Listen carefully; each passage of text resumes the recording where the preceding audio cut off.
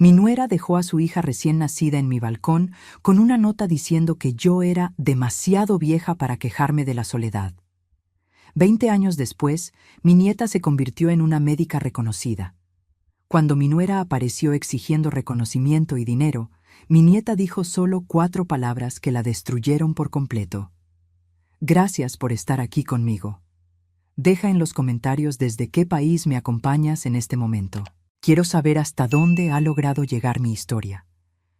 Tengo 72 años hoy, pero recuerdo como si fuera ayer aquella mañana helada de noviembre.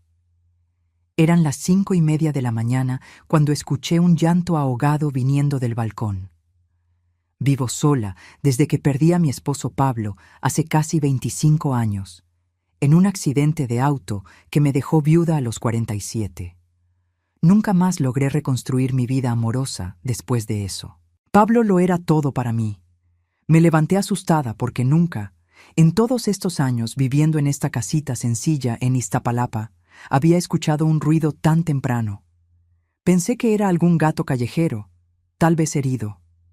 Me puse mi bata vieja, aquella azul desteñida que uso hace al menos 10 años, y fui hacia la puerta.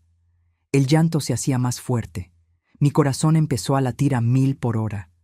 Abrí la puerta despacio, con miedo de lo que iba a encontrar. El frío de noviembre entró a la casa como una navaja, y ahí estaba ella.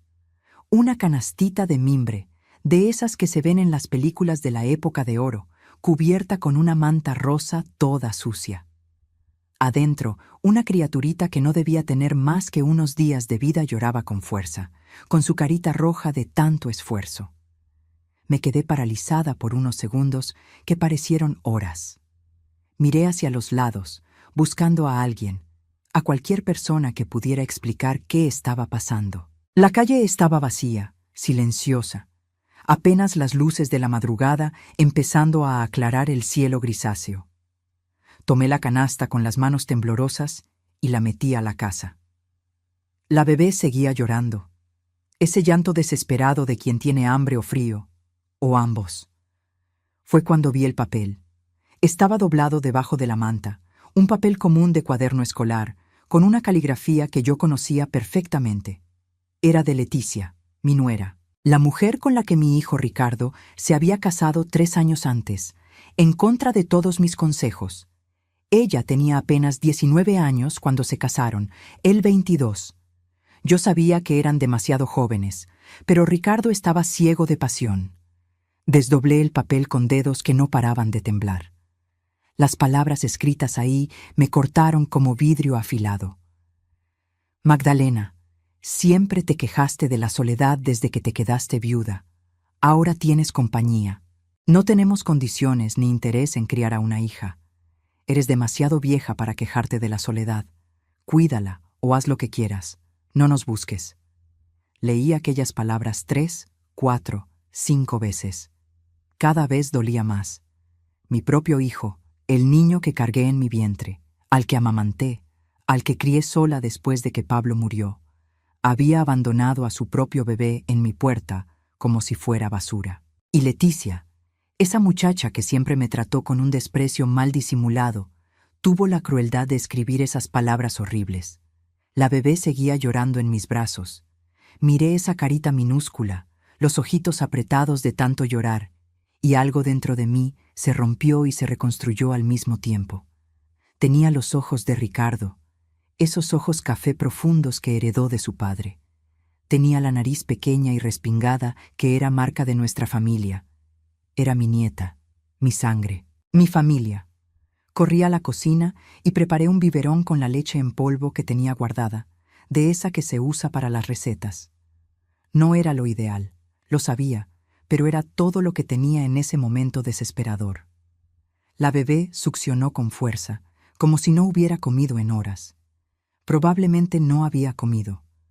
¿Cuántas horas llevaría allá afuera, en el frío de la madrugada? ¿Cuánto tiempo les tomó decidir abandonarme a esta niña? Mientras ella tomaba su leche, tomé el teléfono antiguo que tengo en la sala y marqué el número de Ricardo. Sonó 1, 2, 3 veces. A la cuarta, la llamada se cortó. Lo intenté de nuevo. Esta vez ni siquiera llegó a sonar. Me había bloqueado. Mi propio hijo me bloqueó para no tener que dar explicaciones sobre el abandono de su propia hija. Intenté con el número de Leticia. El mismo resultado, bloqueada. Lo habían planeado todo con lujo de detalle. Dejar a la bebé en mi puerta antes del amanecer, bloquearme, desaparecer, como si pudieran simplemente borrar la existencia de esta niña inocente de sus vidas. Me senté en mi sillón viejo, ese que compré con Pablo hace más de 30 años, cargando a la bebé que ahora dormía en mis brazos después de finalmente lograr alimentarse. Las lágrimas rodaban por mi rostro sin que intentara detenerlas. Lloraba por la crueldad de mi hijo, por la frialdad de Leticia, pero principalmente por la bebita inocente que había sido rechazada por sus propios padres antes siquiera de cumplir una semana de vida. Miré alrededor de mi casita sencilla. 2 cuartos pequeños, una cocina apretada, un baño minúsculo. Yo vivía de mi pensión de maestra de primaria, que apenas alcanzaba para mis gastos básicos. ¿Cómo iba a criar a una bebé con ese dinero? ¿Cómo iba a comprar pañales, leche especial, ropa, medicinas? No tenía ni cuna, ni carriola, ni nada de lo que un bebé necesita. Pero cuando miré de nuevo esa carita serena, finalmente en paz después de comer y calentarse, supe que no tenía opción. No era una cuestión de dinero o de condiciones. Era una cuestión de amor, de familia, de no repetir la crueldad que Ricardo y Leticia habían cometido. Esta niña no iba a crecer sintiéndose rechazada, no si yo podía evitarlo. Aquella mañana, en cuanto el sol salió por completo, vestí a la bebé con mi propio suéter amarrado como un bulto improvisado y fui a casa de doña Marta, mi vecina de 78 años, que siempre fue una amiga. Ella abrió la puerta todavía en camisón y casi se desmaya cuando vio a la niña en mis brazos. Le conté todo. Le mostré la nota cruel. Le expliqué cómo había encontrado a la bebé en el balcón. Doña Marta lloró conmigo, me abrazó, y entonces se convirtió en mi mayor aliada. Ella había criado a 5 hijos y tenía un armario lleno de cosas de bebé que guardaba de sus nietas. Me dio pañales de tela, algunas ropitas pequeñas, una manta calientita. No era mucho, pero era un comienzo. Volví a casa con los brazos llenos de donaciones de doña Marta y el corazón un poco más ligero. Bañé a la bebé en el fregadero de la cocina, con todo el cuidado del mundo, muriéndome de miedo de lastimarla. Ella no lloró, solo me miraba con esos ojitos enormes, como si ya entendiera que yo era todo lo que tenía ahora. Necesitaba darle un nombre. Ricardo y Leticia ni eso habían hecho. Abandonaron a su propia hija sin siquiera darle una identidad. Pensé en Pablo, en cuánto le gustaba el nombre Sofía. Siempre decía que si tuviéramos una hija, la llamaría Sofía. Pero solo tuvimos a Ricardo, y Pablo murió antes de poder conocer a sus nietos. Sofía. Miré a la bebé dormida en mi cama, envuelta en la manta que doña Marta me dio, y susurré. Te llamas Sofía, Sofía Guadalupe, y te prometo que nunca, pero nunca, voy a dejar que te sientas abandonada o rechazada. Te voy a amar lo suficiente por mí, por tu abuelo que ya no está aquí, y hasta por los padres que te abandonaron. En los días siguientes, la realidad de la situación me golpeó con toda su fuerza. Sofía lloraba mucho por la noche, y descubrí que los bebés recién nacidos necesitan comer cada 3 horas. Apenas dormía 2 horas seguidas. Mi cuerpo de 52 años, que ya no era joven, se quejaba de la falta de sueño y del esfuerzo constante. Pero cada vez que miraba a Sofía, cada vez que ella apretaba mi dedo con esa manita minúscula, encontraba fuerzas que no sabía que tenía. El dinero se convirtió en mi mayor preocupación. Gasté una buena parte de mi quincena solo en la primera semana con leche especial, pañales desechables y un mínimo de ropa para Sofía. Mi pensión apenas cubría mi propia renta y comida. ¿Cómo iba a mantener a una bebé? Busqué ayuda en los servicios sociales de la ciudad. Fui al centro de salud, al DIF, a la Procuraduría de la Defensa del Menor. Conté mi historia repetidamente, siempre mostrando la nota cruel como prueba.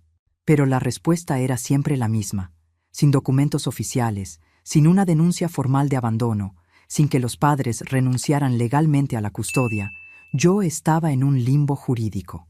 Sofía técnicamente aún era responsabilidad de Ricardo y Leticia, aunque hubieran desaparecido.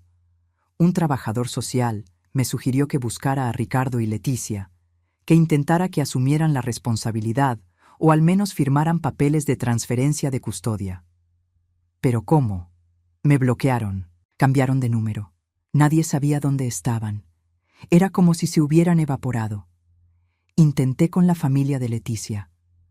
Fui hasta la casa de su madre, una mujer amargada llamada Sonia, que siempre me trató con desdén. Abrió la puerta apenas una rendija, ni me dejó entrar. Cuando pregunté por Leticia y Ricardo, simplemente dijo: se fueron para Monterrey a buscarse la vida. No sé nada más y no quiero saber.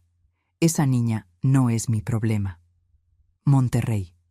Claro, una ciudad enorme donde podrían esconderse fácilmente, empezar de cero, fingir que nunca tuvieron una hija. El coraje creció dentro de mí como un volcán a punto de estallar. ¿Cómo dos seres humanos podían ser tan crueles? ¿Cómo mi propio hijo, al que crié con tanto amor después de perder a su padre, podía hacerle eso a su propia sangre? Pero el coraje no alimentaba a Sofía. El coraje no pagaba las cuentas. Necesitaba soluciones prácticas, no sentimientos. Así que hice lo que tenía que hacer. Busqué trabajo. Con 52 años, jubilada, necesitando cuidar a un bebé, mis opciones eran limitadísimas. Pero encontré una solución. Doña Carmen, que tenía una pequeña lavandería en el barrio, necesitaba a alguien para planchar ropa. El pago era por pieza, y yo podía llevarme a Sofía conmigo. No era mucho, quizás unos 800 pesos por semana si trabajaba duro, pero era algo. Empecé al día siguiente. Me despertaba a las 5 de la mañana, alimentaba a Sofía, arreglaba todo lo que ella necesitaría para el día, y a las 7 ya estaba en la lavandería con ella en brazos. Planchaba ropa todo el día mientras Sofía dormía en una cajita improvisada que doña Carmen me ayudó a armar. Cuando despertaba llorando, yo paraba, le daba su biberón, la cambiaba, la arrullaba y volvía al trabajo. Mi espalda me dolía de estar parada todo el día. Mis manos se llenaron de callos de tanto sostener la plancha. Pero cada peso que ganaba era para Sofía, para sus pañales, para su leche, para las ropitas que iba necesitando conforme crecía. Los meses fueron pasando despacio, cada día una batalla para sobrevivir. Sofía crecía linda y sana a pesar de todas las dificultades. A los 6 meses ya me sonreía cada mañana. Esa sonrisa chimuela que iluminaba mis días más difíciles. Era mi razón para despertar, mi fuerza para continuar.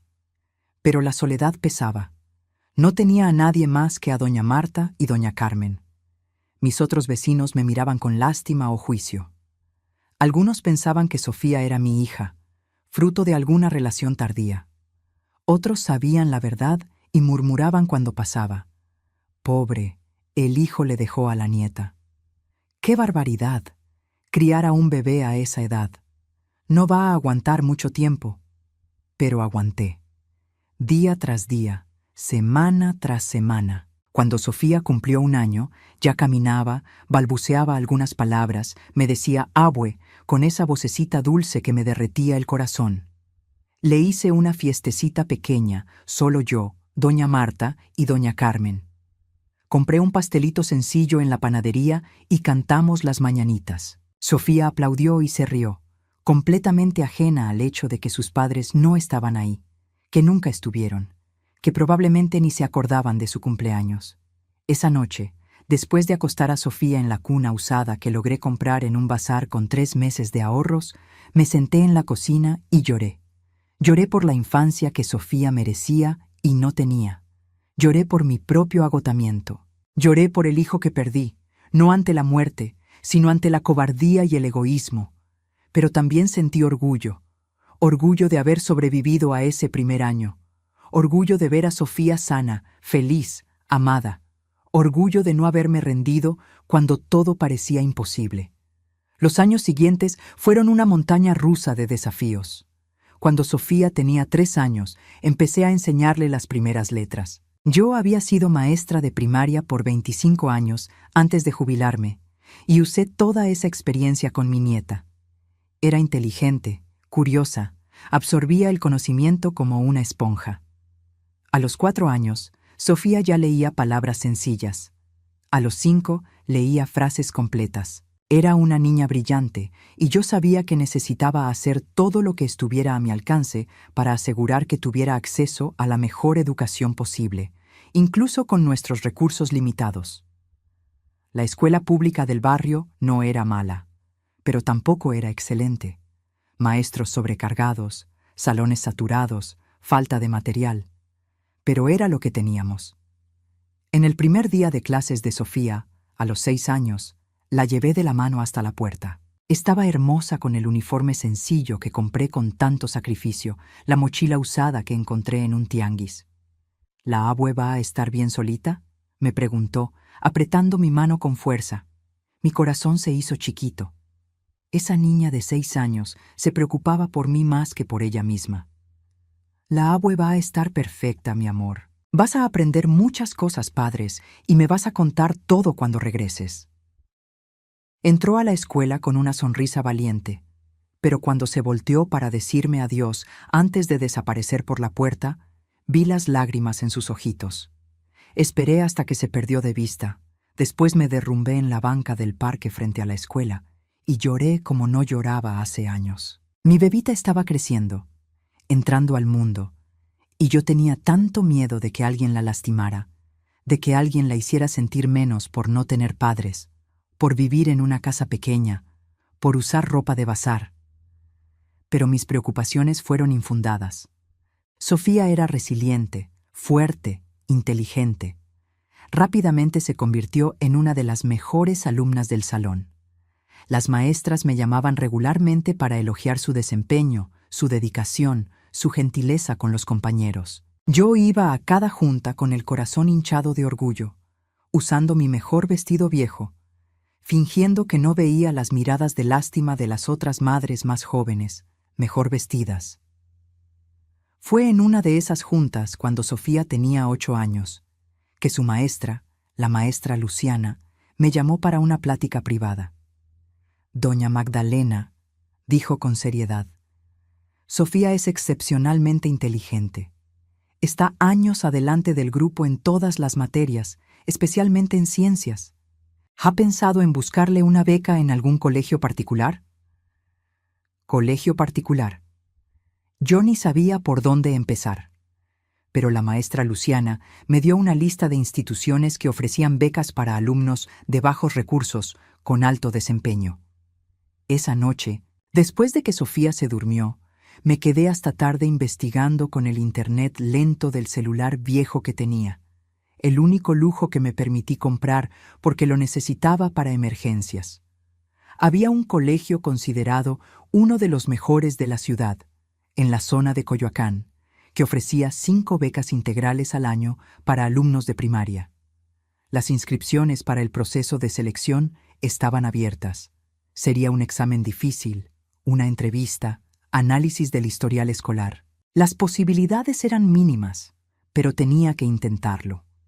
En los 3 meses siguientes, dediqué cada minuto libre a preparar a Sofía para ese examen. Después de mi trabajo en la lavandería, después de hacer la cena, bañarla, me sentaba en la mesita de la cocina y le enseñaba todo lo que sabía: matemáticas, español, ciencias, historia. Sofía absorbía todo con una sed de conocimiento que me dejaba maravillada.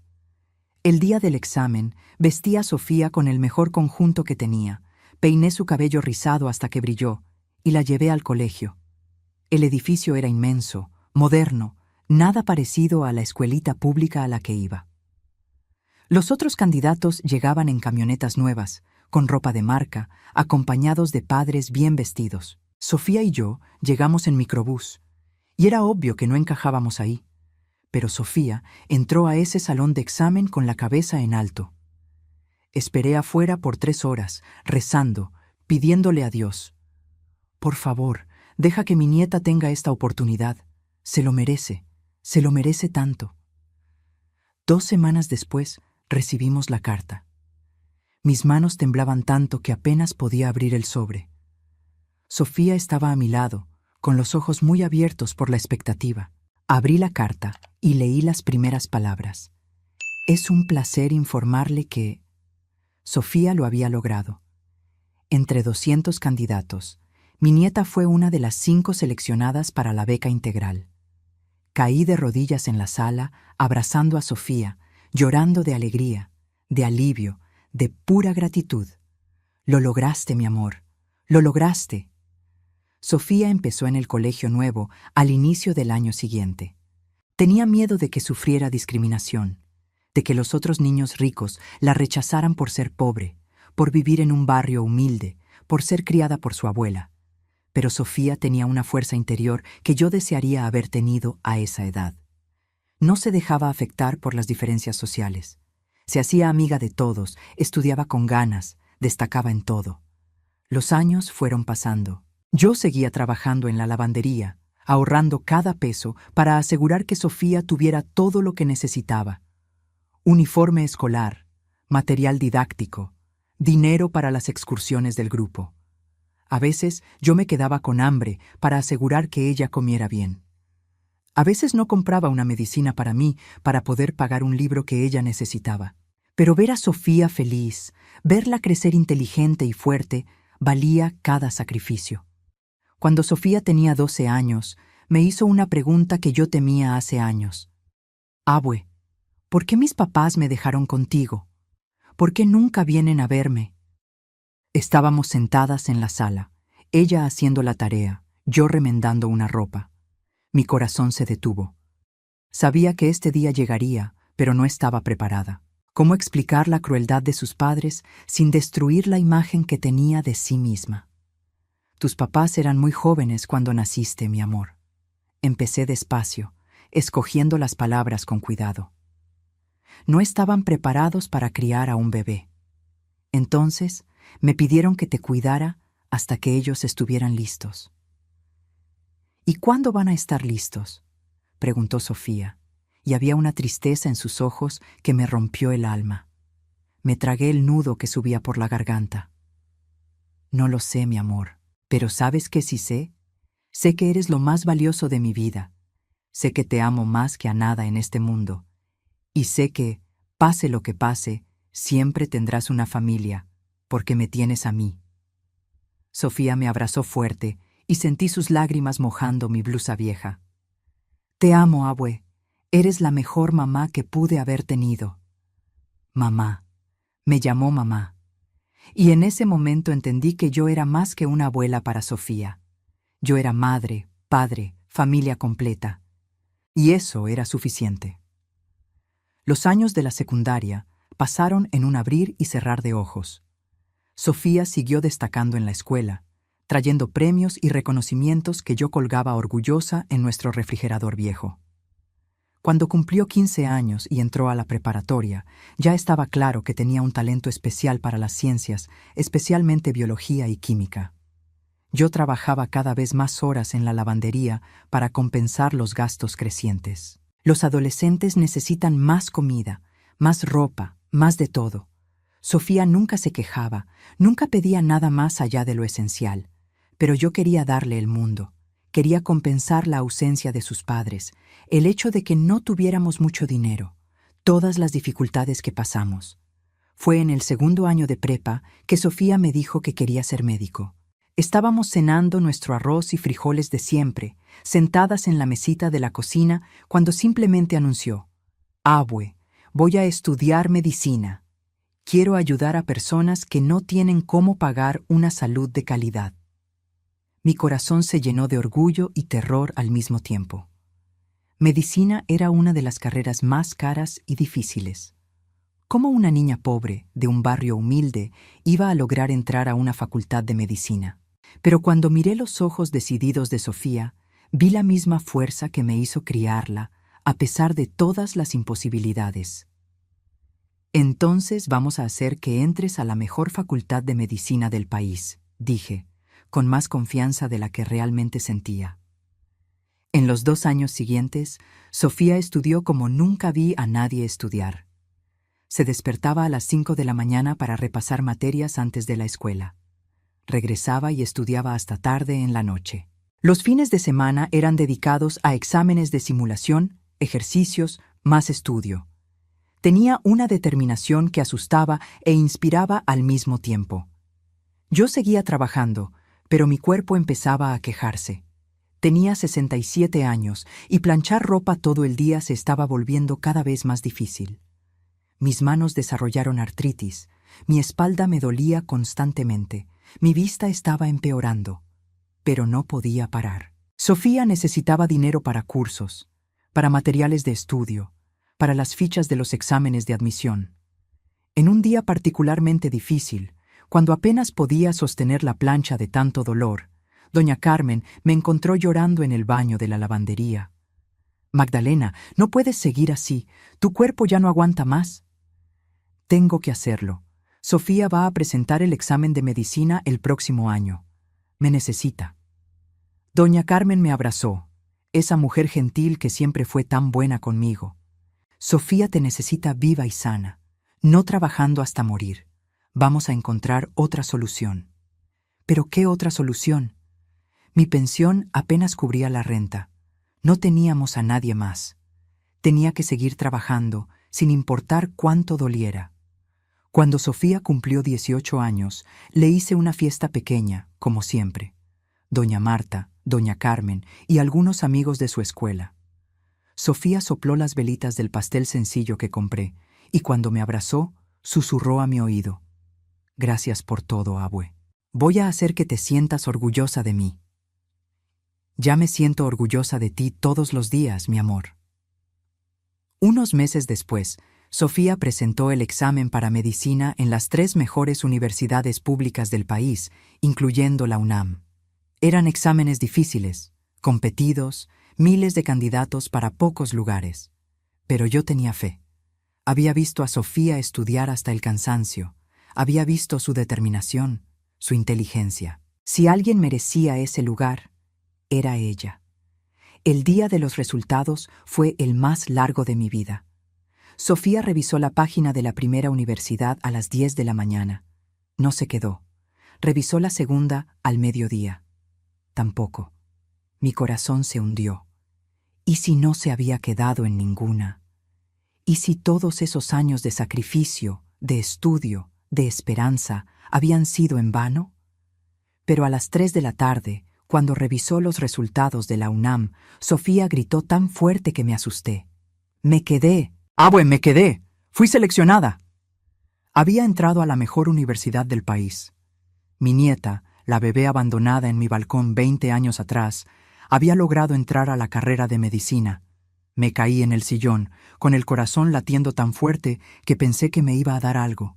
Sofía se lanzó a mis brazos, riendo y llorando al mismo tiempo. «Lo lograste, mi amor. Realmente lo lograste». Pero la alegría duró poco. Aunque fuera universidad pública, había gastos. Libros carísimos de medicina, materiales, transporte. La facultad estaba en Ciudad Universitaria, a 1 hora y media de camino de nuestra casa. Sofía tendría que despertarse a las 4 de la mañana para llegar a sus clases de las 7. «No hay bronca, abue. Yo aguanto. Después de todo lo que has hecho por mí, esto no es nada». Los primeros semestres de la carrera fueron brutales. Sofía salía de casa a las 4:30 de la mañana y regresaba a las 8 de la noche. Estudiaba hasta la medianoche, dormía 4 horas y volvía a empezar. Veía a mi nieta agotarse día tras día y me sentía impotente. Quería poder darle una vida más fácil, un carro para no tener que despertarse tan temprano, una casa más cerca de la facultad. Pero no tenía nada de eso para ofrecer. Pero Sofía nunca se quejó. Al contrario, estaba radiante. Amaba la medicina, amaba aprender sobre el cuerpo humano, sobre cómo curar a las personas. Llegaba a casa todos los días emocionada por contarme lo que había aprendido. Y yo escuchaba todo, orgullosa, aunque no entendiera la mitad de los términos médicos que usaba. En el 3er año de la carrera, Sofía consiguió una beca de investigación. No pagaba mucho, apenas unos 1,500 pesos al mes, pero era la primera vez que tenía dinero propio. ¿Y saben qué hizo? Me compró una silla nueva, porque la mía estaba rota hacía años y yo me sentaba en ella con dolor de espalda. Lloré cuando llegué a casa y vi la silla nueva en la sala. Sofía, no tenías que hacerlo. Claro que sí, abue. Trabajaste toda la vida para darme todo. Ahora me toca a mí cuidarte. A los 20 años, Sofía ya destacaba en la facultad. Los doctores la elogiaban constantemente, diciendo que tenía un talento raro, que sería una médica excepcional. Empezó a hacer sus prácticas en hospitales públicos, trabajando turnos largos y cansados, pero siempre regresando a casa con esa sonrisa que iluminaba mis días. Fue cuando estaba en el 5º año de la carrera que todo empezó a cambiar drásticamente. Sofía fue aceptada en un programa de investigación especial sobre enfermedades raras, liderado por un médico reconocido a nivel mundial. El programa incluía una beca de 6,000 pesos al mes. «Abue, ya puedes dejar de trabajar», dijo Sofía cuando recibió la noticia. «Mi beca alcanza para las dos. Por favor, descansa.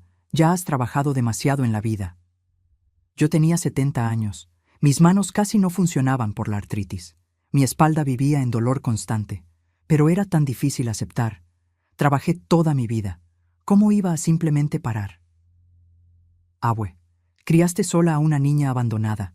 Trabajaste 18 horas al día. Me diste educación, amor, todo. Ahora, por el amor de Dios, deja que yo te cuide. Entonces dejé de trabajar. Después de casi 20 años planchando ropa en la lavandería de Doña Carmen, finalmente paré. Y por primera vez en décadas sentí lo que era no despertar con dolor, no pasar el día entero parada, no llegar a casa demasiado exhausta para cocinar bien. Sofía se graduó de médico cirujano a los 25 años. Fui a la graduación con el corazón explotando de orgullo, usando un vestido sencillo que Sofía me había comprado, insistiendo en que tenía que estar guapa para el gran día. Cuando llamaron su nombre y subió al presidium para recibir el título, no pude contener las lágrimas. Ahí estaba mi nieta, mi Sofía, la bebé que encontré llorando en el balcón 20 años atrás, ahora una doctora graduada. Y no cualquier doctora, se graduó con mención honorífica, la mejor de su generación, con un currículum de investigaciones y publicaciones que dejaba a los profesores impresionados. Después de la ceremonia, Sofía vino corriendo hacia mí y me abrazó fuerte. «Lo logré, abue, y todo esto es gracias a ti». «No, mi amor, fuiste tú, tu inteligencia, tu dedicación, tu fuerza». Pero Sofía sacudió la cabeza. «Sin ti, yo no sería nada. Tú me salvaste, me amaste, me diste una familia cuando mis propios padres me tiraron a la basura. Todo lo que soy, te lo debo a ti». En los 2 años siguientes, Sofía hizo su especialidad en medicina interna en uno de los mejores hospitales de la ciudad, el Instituto Nacional de Nutrición. El trabajo era brutal, guardias de 24 horas, decisiones de vida o muerte, estrés constante. Pero ella lo amaba. Vivía para ayudar a sus pacientes, especialmente a los más pobres que no tenían para un tratamiento privado. A los 27 años, Sofía ya era respetada en el hospital. Médicos mayores la consultaban sobre casos difíciles. Pacientes pedían específicamente ser atendidos por ella. Y su investigación sobre enfermedades raras estaba ganando reconocimiento nacional. Fue entonces cuando recibió una oferta que cambiaría nuestras vidas para siempre. Un hospital privado de prestigio internacional en Santa Fe quería contratarla como médica especialista, ofreciéndole un sueldo que hizo que mis ojos se pelaran cuando me contó. 50,000 pesos mensuales. Más dinero del que yo había ganado en años enteros trabajando en la lavandería. «No sé si aceptar, abue», dijo Sofía claramente dividida. «Ese hospital atiende pura gente de dinero. Yo quería trabajar con personas que realmente lo necesitan». Me senté a su lado en nuestra mesa de cocina vieja, esa misma donde habíamos cenado miles de veces a lo largo de los años. «Mi amor, puedes aceptar ese trabajo y usar el dinero para ayudar a quien lo necesita de otras formas. No tienes que martirizarte para hacer la diferencia». Sofía aceptó el trabajo y verdaderamente empezó a usar su sueldo para hacer la diferencia. Primero, Insistió en rentar una casa mejor para nosotras. Salimos de esa casita minúscula donde vivimos 20 años y nos mudamos a una casa de 3 recámaras en un barrio tranquilo cerca de la Coyoacán, con un jardincito donde planté flores por primera vez en décadas. Después, Sofía empezó a atender pacientes de bajos recursos gratuitamente en sus días de descanso, montando una especie de clínica improvisada en una parroquia de nuestro antiguo barrio. Usaba su propio dinero para comprar medicinas para quien no podía pagar. Pagaba estudios caros de su propio bolsillo. Era medicina de verdad, con compasión de verdad. Yo tenía 72 años y finalmente podía descansar. Sofía se encargaba de todos nuestros gastos, me daba un domingo generoso que yo usaba para comprar cosas pequeñas que siempre quise pero nunca pude. Libros, plantas para el jardín, regalos para doña Marta, que seguía siendo mi amiga fiel. Nuestra vida era pacífica, feliz. Sofía trabajaba mucho, pero siempre se aseguraba de que cenáramos juntas todas las noches, manteniendo esa tradición que empezó cuando era chiquita. Platicábamos de todo, de sus pacientes, de mis flores, de la vida. Fue una de esas noches cuando Sofía tenía 28 años que me dijo algo que me congeló. Abue, un paciente me preguntó hoy por mis papás, y me di cuenta de que hace años que no pienso en ellos. ¿Será que saben que me gradué de médico? ¿Será que les importa? Mi corazón se apretó. Durante todos estos años, Ricardo y Leticia nunca intentaron contactarnos. Nunca mandaron una carta, un correo, nada. Era como si Sofía realmente no existiera para ellos. Pero yo sabía que, tarde o temprano, esa herida abierta volvería a doler. No lo sé, mi amor, pero sé que construiste una vida hermosa sin ellos. No necesitas su aprobación. Lo sé, dijo Sofía en voz baja. Pero a veces me pregunto por qué. ¿Por qué me abandonaron tan fácil? ¿Qué había de tan malo conmigo? Tomé sus manos entre las mías, esas manos que ahora salvaban vidas todos los días. No había nada malo contigo, Sofía. El problema siempre fue con ellos. Eran jóvenes, egoístas, cobardes. Pero eso dice todo de ellos y nada de ti. Esa plática me dejó inquieta. Esa noche, después de que Sofía se fue a dormir, saqué esa nota cruel que guardé todos estos años en una caja en el fondo de mi closet. Leí las palabras de Leticia nuevamente, sintiendo el mismo coraje de hace 20 años. Eres demasiado vieja para quejarte de la soledad. Demasiado vieja. Como si mi edad fuera una razón para aceptar criar a un bebé abandonado. Como si no tuviera derecho a una vejez tranquila, sin responsabilidades de criar a un niño. Tenían razón en una cosa. Yo era vieja, pero lo hice de todos modos. Porque el amor no tiene edad, y la familia no es cuestión de sangre, sino de presencia. Guardé la nota de nuevo en la caja. Tenía todos los recibos que guardé a lo largo de los años, todos los gastos que tuve criando a Sofía. No sabía por qué seguía guardando todo aquello. Tal vez porque, en el fondo, siempre supe que un día Ricardo y Leticia volverían. La gente como ellos siempre vuelve cuando hay algo que ganar. Y tuve razón. 2 meses después de esa plática con Sofía, un jueves cualquiera, sonó el timbre. Eran las 3 de la tarde. Sofía estaba en el hospital y yo regaba mis plantas en el jardín. Fui a abrir con la manguera todavía en la mano, sin imaginar que mi vida estaba a punto de ponerse de cabeza otra vez. Abrí la puerta y casi se me cae la manguera. Ahí, parados en mi balcón, estaban Ricardo y Leticia. Mi hijo, al que no veía hace 20 años. Mi exnuera, que abandonó a su propia hija como basura. Y al lado de ellos, un hombre de traje con un maletín de piel. Claramente, un abogado. Ricardo había cambiado mucho. Tenía 42 años ahora, canas en las sienes, arrugas alrededor de los ojos. Parecía cansado, envejecido. Leticia, a los 40, se había mantenido más o menos igual, pero había una dureza en su rostro que no existía antes. Y esa sonrisa falsa que me dio cuando nuestras miradas se cruzaron me dio náuseas. «Hola, Magdalena», dijo Ricardo con voz titubeante. «Ha pasado tiempo».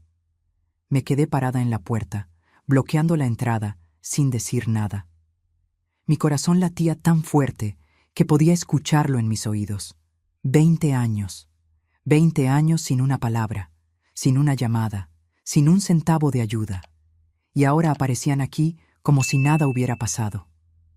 ¿Puedo hablar contigo?, continuó Ricardo cuando no respondí. Es importante. Es sobre Sofía. La mención de su nombre me despertó de la parálisis. ¿Sofía?, repetí, con voz más agresiva de lo que pretendía. ¿Hasta ahora se acuerdan de que existe? Leticia dio un paso al frente, con esa sonrisa falsa todavía pegada en la cara. Magdalena, entendemos que estés molesta, pero somos los padres biológicos de Sofía y tenemos derechos. Nos enteramos de que se convirtió en una médica muy exitosa y creemos que ya es hora de conocer a nuestra hija. Nuestra hija. Las palabras me hicieron atragantarme de rabia. Su hija. Su hija. Ustedes la abandonaron como basura en mi puerta hace 20 años. No tienen ningún derecho sobre ella. El abogado se aclaró la garganta, abriendo su maletín. En realidad, señora Magdalena, legalmente la situación es más complicada. El señor Ricardo y la señora Leticia nunca renunciaron formalmente a la patria potestad de Sofía. Técnicamente, ellos siguen siendo sus responsables legales. Sentí que el suelo se abría bajo mis pies. ¿Cómo era posible?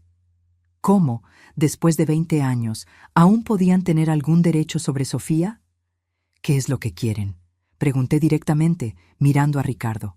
Mi hijo, el niño que crié sola después de que su padre murió. ¿Cómo podía estar haciendo esto? Ricardo tuvo la decencia de parecer avergonzado, pero Leticia no. Levantó la barbilla con esa arrogancia que siempre tuvo. Queremos conocer a nuestra hija. Queremos tener una relación con ella. Y francamente, creemos justo que ella nos apoye económicamente, ya que aparentemente tiene los medios para hacerlo. Ahí estaba, la verdad pelona. No querían a Sofía, querían su dinero. Se habían enterado de alguna forma de que era una médica exitosa y vinieron por su tajada. Lárguense de mi casa, dije, temblando de coraje. Ahora mismo. El abogado dio otro paso al frente. Señora Magdalena, le recomiendo encarecidamente que no haga esto más difícil. Mis clientes están dispuestos a ser razonables. Simplemente quieren conocer a su hija y llegar a un acuerdo financiero justo. Si usted se niega, podemos llevar esto a los tribunales y le aseguro que no le va a gustar el resultado. Demándenme entonces, dije, azotando la puerta en sus caras, o al menos lo intenté. El abogado puso el pie en la puerta, impidiendo que cerrara. Piénsalo bien, Magdalena. Sofía ya es adulta, pero eso no quita que ellos sean los padres biológicos. En un tribunal, con los abogados adecuados, pueden conseguir mucho. Reconocimiento legal, pensión retroactiva por los años que tú cuidaste de su hija, parte de sus bienes.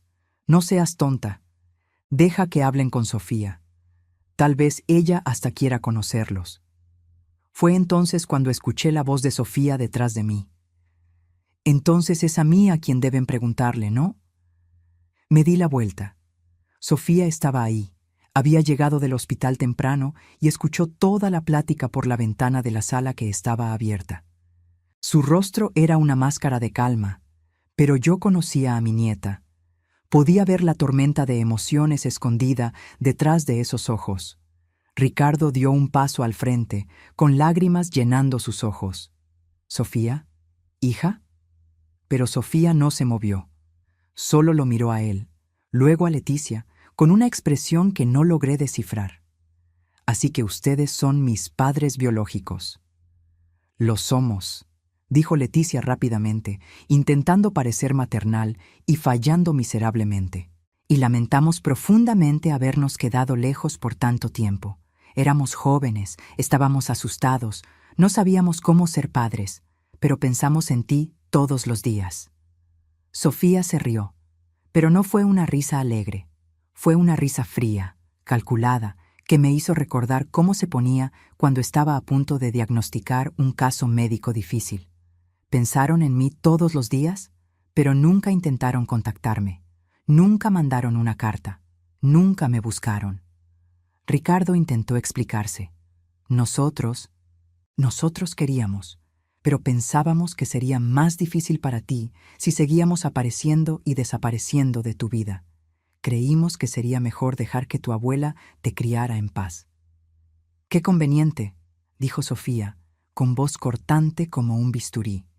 Y ahora, 20 años después, descubren que soy médico y decidieron que era hora de conocer a su hija. ¡Qué coincidencia! Leticia perdió la paciencia, mostrando finalmente su verdadera naturaleza. «Mira, Sofía, puedes ser doctora, pero sigues siendo nuestra hija. Tenemos derechos.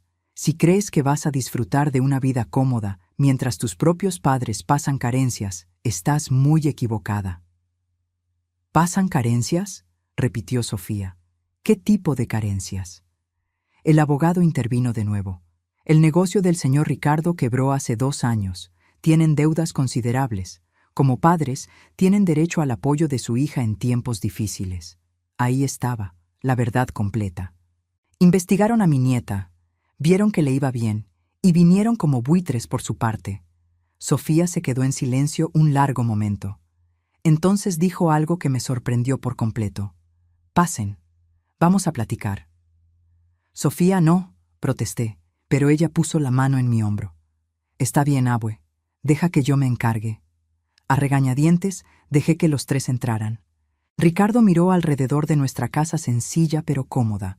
Sus ojos se detuvieron en la foto de graduación de Sofía en la pared, en las plantas que yo cuidaba con tanto cariño, en los libros de medicina regados por la sala. Nos sentamos todos en la sala.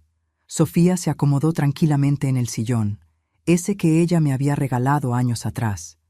Yo me senté al lado de ella, con el corazón a 1000. Ricardo y Leticia se sentaron en el sofá. El abogado se quedó de pie con su maletín. «Entonces», empezó Sofía, con su voz médica, profesional, controlada, «quieren dinero». «Queremos conocerte», intentó mentir Ricardo de nuevo. «No me insulten», cortó Sofía. «Pasaron 20 años sin dar señales de vida. Ahora aparecen con un abogado exigiendo derechos. Es obvio lo que quieren. Así que se las voy a poner fácil a todos. ¿Cuánto?». Leticia y Ricardo se miraron. El abogado abrió el maletín y sacó unos documentos.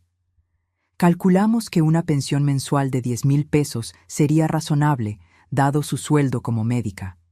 Además, una compensación retroactiva por los años en que sus padres sufrieron su ausencia. Digamos, 1,000,000 de pesos». Escuché a Sofía respirar hondo a mi lado. Esa cantidad era absurda. Era casi todos los ahorros que había logrado juntar en los últimos años. «Entiendo», dijo Sofía con calma. «¿Y si no pago?».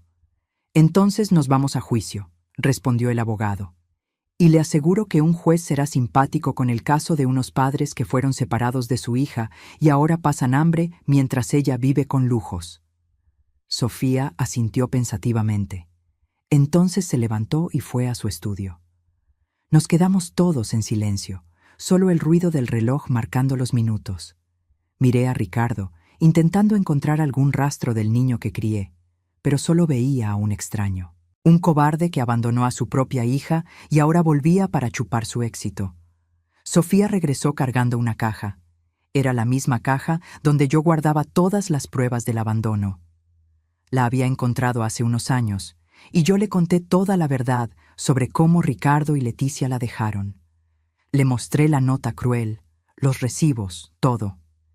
En ese entonces, Sofía lloró, procesó el dolor y después guardó todo diciendo que prefería concentrarse en el futuro, no en el pasado. Pero al parecer, había conservado la caja.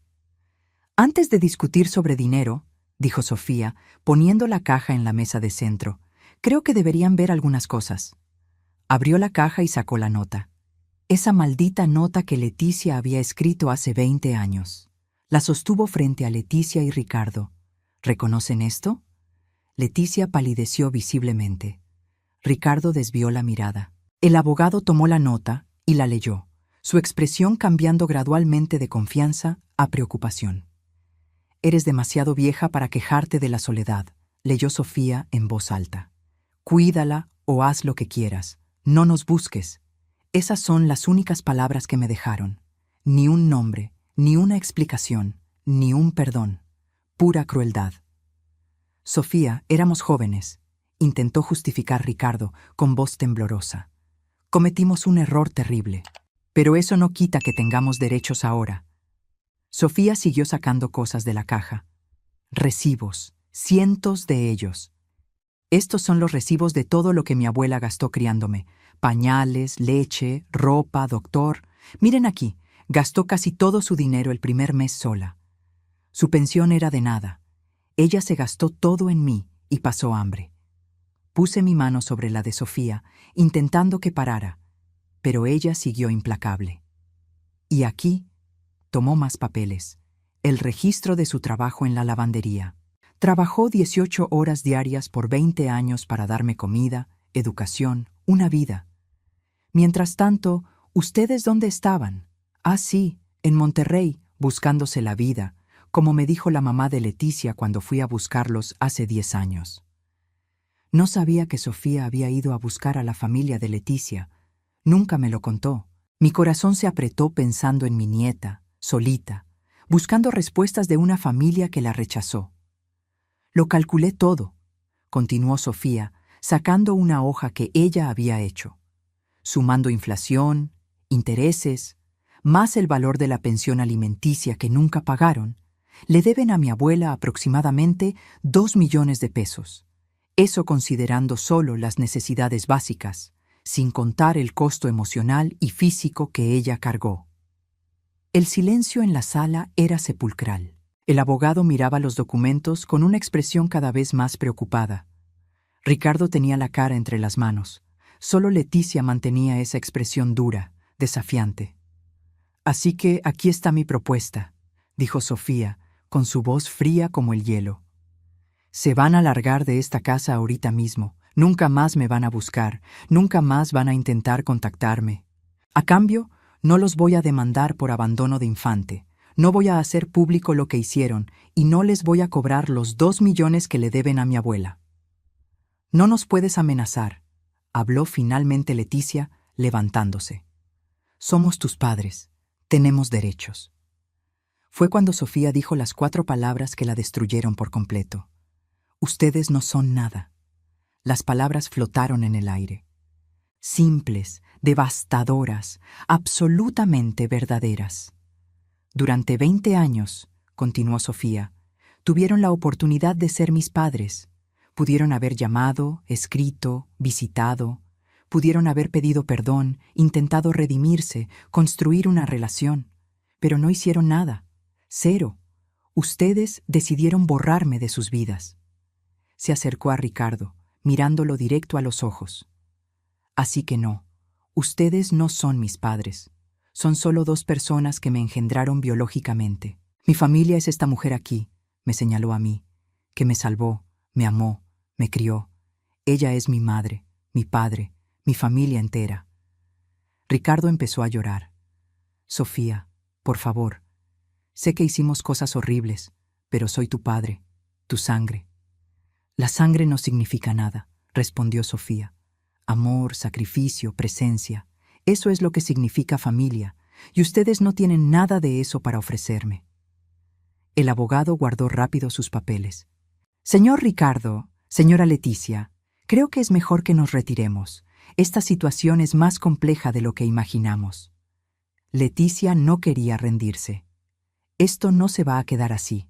Vamos a ir a la corte. Vamos a demostrar que tenemos derechos». Sofía sonrió. Esa misma sonrisa fría que me asustó antes. «Háganlo, y me voy a asegurar de que cada hospital, cada clínica, cada periódico de esta ciudad sepa exactamente qué tipo de personas son. Voy a enseñarle esa nota al mundo entero. Voy a contar cómo abandonaron a un bebé de 1 semana como si fuera basura. A ver cómo les ayuda eso en un juzgado». La verdad pesó sobre todos en la sala. En un juicio, con todas esas pruebas, con la historia completa expuesta, Ricardo y Leticia no tendrían oportunidad. Al contrario, podrían hasta enfrentar consecuencias penales por el abandono, incluso después de tantos años. Ricardo se levantó lentamente. «Vámonos, Leticia». Pero Leticia no se daba por vencida fácilmente.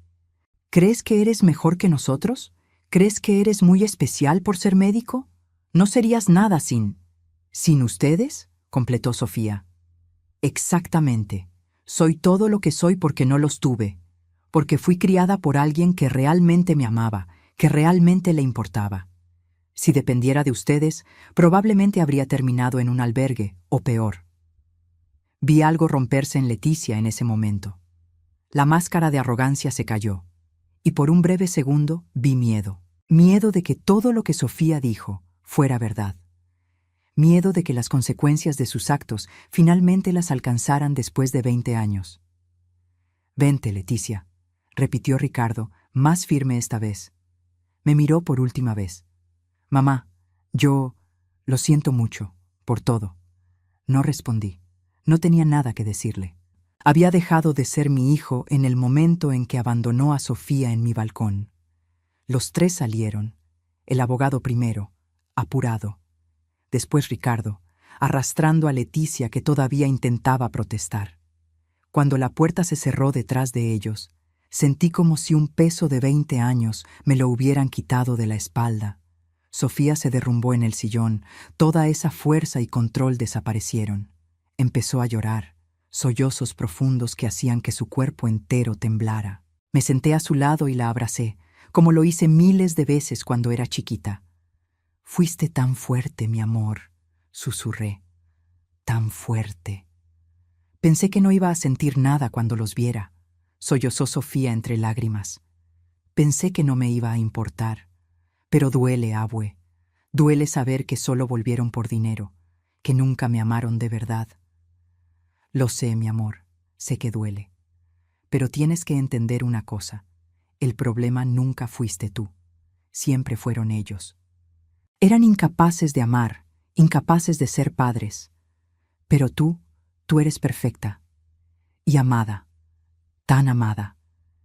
Nos quedamos abrazadas en ese sillón por horas, mientras Sofía lloraba todo el dolor, todo el rechazo, todo el abandono que cargó por 20 años.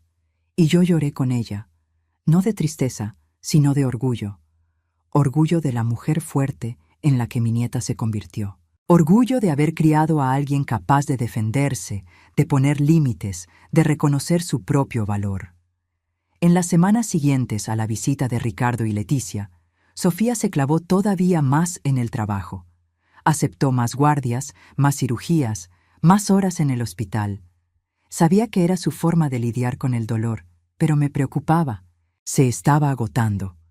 Una noche, cuando llegó a casa a las 11 después de una guardia de 24 horas, la encontré dormida en la mesa de la cocina. Ni siquiera se había quitado la bata. La desperté con cuidado y la llevé al cuarto. Mientras la ayudaba a quitarse los tenis, murmuró somnolienta. «Perdón, abue, prometo que voy a descansar más». «No tienes que pedirme perdón a mí, mi amor, pero tienes que cuidarte, estás trabajando demasiado». «Necesito estar ocupada», admitió ya más despierta. «Si me detengo a pensar, me pongo a imaginar. ¿Y si ellos me hubieran criado? ¿Y si hubiera crecido con padres que me amaran? ¿Cómo sería mi vida?» Me senté en la cama junto a ella. «Tu vida sería completamente diferente, pero no necesariamente mejor. Eres quien eres por todo lo que pasaste, por los retos que superaste, por el amor que recibiste». «Por el amor que tú me diste», corrigió Sofía. «Abue, no te agradezco lo suficiente. Todo lo que soy, todo lo que logré, es por ti». «No, Sofía, fuiste tú, tu inteligencia, tu dedicación, tu fuerza. Yo solo te di la oportunidad. Tú hiciste todo lo demás». Pero Sofía sacudió la cabeza. «Tú me diste más que una oportunidad. Me diste amor incondicional. Me diste un ejemplo de fuerza, de sacrificio, de verdadera entrega. Tú me enseñaste que la familia no es cuestión de sangre, sino de elección. De estar ahí incluso cuando es difícil». Esa noche, Sofía finalmente durmió bien por primera vez en semanas. Y yo me quedé despierta, pensando en todo lo que pasamos. 20 años de luchas, de sacrificios, de amor. 20 años que valieron cada segundo. 2 meses después, Sofía recibió una invitación que la dejó completamente sorprendida. Un hospital en Boston, en Estados Unidos, quería contratarla para su departamento de enfermedades raras. Le ofrecían un sueldo altísimo en dólares, oportunidades de investigación que nunca tendría aquí, la oportunidad de trabajar con los mejores médicos del mundo. Pero no puedo aceptar, dijo Sofía inmediatamente cuando me contó de la oferta. No te puedo dejar aquí sola, abue. Mi corazón se apretó, pero sabía lo que tenía que hacer. Claro que vas a aceptar. Abue. Sofía, esta es la oportunidad de tu vida. Trabajaste 20 años para esto. No la vas a desperdiciar por mi culpa. Tú no eres tu culpa, abue. Eres mi familia, mi mamá. No te voy a abandonar. Tomé sus manos entre las mías. No me estás abandonando. Estás siguiendo tus sueños. Y yo voy a estar bien. Tengo a doña Marta, a doña Carmen, a mis vecinos. Y tú me vas a visitar siempre que puedas. Sofía lloró, pero eventualmente aceptó. 3 meses después, estábamos en el aeropuerto de la CDMX. Ella había organizado todo. Había contratado a una enfermera para que me visitara 3 veces por semana. Había dejado dinero suficiente para que yo viviera cómoda por años. Había instalado cámaras en la casa para poder verme desde allá. Abue, dijo abrazándome en la puerta de abordaje. Gracias. Gracias por salvarme, por amarme, por hacerme creer que yo valía algo. Tú siempre valiste todo, mi amor. Y vas a brillar en Boston. Vas a ayudar a muchísima gente. Vas a hacer una gran diferencia en el mundo. Ver su avión despegar fue uno de los momentos más difíciles de mi vida. Pero también estuvo lleno de orgullo. Mi nieta, la bebé abandonada que encontré llorando en el balcón, se iba a Estados Unidos a ser una de las mejores doctoras del mundo. Los 2 años siguientes fueron solitarios, pero Sofía cumplió su promesa. Llamaba todos los días por video. Venía 2 veces al año. Y sus logros seguían creciendo. Publicó investigaciones importantes, salvó vidas, ganó premios. Su nombre empezó a salir en revistas médicas, en conferencias internacionales. Fue cuando llevaba 2 años en Boston que algo extraordinario pasó. Un periódico de aquí hizo un reportaje sobre ella, destacando su historia. Una doctora mexicana brillante que estaba cambiando el tratamiento de enfermedades raras. El reportaje mencionaba brevemente que había sido criada por su abuela. La historia se hizo viral. No por el trabajo médico de Sofía, sino porque alguien encontró más información sobre su historia. Se enteraron del abandono, de cómo la crié sola. La historia cobró vida propia en redes sociales. Y entonces, inevitablemente, alguien identificó a Ricardo y Leticia. Sofía me llamó en cuanto lo supo. Abue, la historia está en todos lados. Están buscando a Ricardo y Leticia. Algunos reporteros ya los encontraron. Mi corazón se aceleró. Después de 2 años de paz, esos fantasmas del pasado volvían a aparecer. ¿Qué dijeron?, pregunté. Leticia está dando entrevistas diciendo que todo fue un malentendido, que eran jóvenes y estaban asustados, pero que siempre me amaron. Ricardo no ha dicho nada. Al parecer tiene demasiada vergüenza para hablar. Sentí ese coraje ya conocido. Está mintiendo, quiere cambiar la versión. Lo sé, abue, pero no importa. El mundo ya sabe la verdad. Nadie le cree. Y era cierto. La reacción de la gente fue durísima contra Ricardo y Leticia. Los acabaron en redes sociales. El negocio que Leticia había puesto perdió a todos sus clientes. Ricardo perdió su trabajo. Se convirtieron en unos parias. Parte de mí sentía una satisfacción oscura al ver eso. Pero principalmente sentía cansancio. Cansancio de cargar esa historia por tanto tiempo. Sofía regresó a México unas semanas después. Tenía una sorpresa para mí. Abue, quiero hacer algo. Quiero crear una fundación para ayudar a abuelos y familiares que están criando niños abandonados. Quiero asegurar que nadie tenga que pasar por lo que tú pasaste. Mi corazón se llenó de orgullo. Eso es hermoso, mi amor. Y quiero que lleve tu nombre, la Fundación Magdalena, para honrar todo lo que hiciste por mí y para ayudar a otros en la misma situación. La Fundación Magdalena se creó 6 meses después. Sofía donó la mitad de sus ahorros para empezar. La fundación ofrecía apoyo económico, legal y emocional para familiares criando niños abandonados. El día de la inauguración, yo estaba ahí, con mis 74 años, rodeada de decenas de familias que serían apoyadas por la fundación. Sofía dio un discurso precioso sobre el amor, la familia y el sacrificio. Pero cuando me pidió que hablara, casi no pude. Hace 22 años, empecé con la voz temblorosa. Encontré a un bebé abandonado en mi balcón. Yo era una viuda sola, viviendo de una pensión mínima, sin condiciones para criar a una niña. Pero cuando miré esa carita inocente, supe que no tenía opción. Miré a Sofía, que estaba en la primera fila con lágrimas rodando por su cara. Criar a esa niña fue lo más difícil que he hecho, pero también fue lo mejor, porque ella me dio un propósito, amor, familia. Ella me salvó tanto como yo la salvé a ella. Hoy tengo 75 años. Sofía sigue en Boston, haciendo un trabajo revolucionario en medicina. La Fundación Magdalena ya ha ayudado a más de 500 familias en todo el país. Y yo sigo aquí, en esta casa cómoda que Sofía compró, cuidando mi jardín, recibiendo visitas, viviendo una vida que nunca imaginé posible. Ricardo eventualmente buscó a Sofía otra vez, hace unos meses, esta vez sin abogado, sin exigencias, solo pidiendo perdón. Sofía platicó con él, escuchó sus arrepentimientos, pero le dejó claro que el perdón no significa reconciliación. Ella no tenía espacio en su vida para él. Ese tren se había ido hacía mucho. Leticia nunca pidió perdón. Por lo que supimos, se mudó a otra ciudad, intentando reconstruir su vida lejos de la vergüenza pública. No siento lástima por ella.